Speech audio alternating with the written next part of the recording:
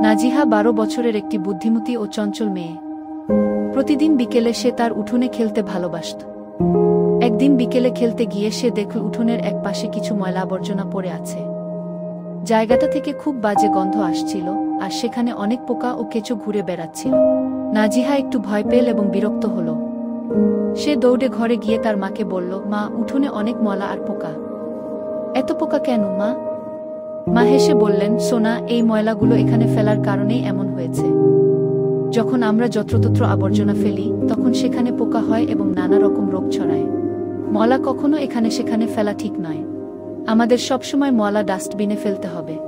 এতে ঘর ও আশপাশ পরিষ্কার থাকবে, আর আমরা সবাই সুস্থ থাকব। মায়ের কথা নাজিহা মন দিয়ে শুনো। সেদিন থেকেই সে নিজে ময়লা ডাস্টবিনে ফেলতে শুরু করল। শুধু তাই নয়, সে তার বন্ধুদেরও বলল যেন তারা কখনো রাস্তায় বা উঠোনে ময়লা না ফেলে। ধীরে ধীরে নাজিহা ও তার বন্ধুদের প্রচেষ্টায় পুরো পাড়া পরিষ্কার হয়ে গেল। এখন তাদের আশপাশে আর দুর্গন্ধ নেই, পোকা নেই, সবাই হাসিখুশি ও সুস্থ। পরিচ্ছন্নতা শুধু ঘর সুন্দর রাখে না, এটি আমাদের জীবনও নিরাপদ ও আনন্দময় করে তোলে।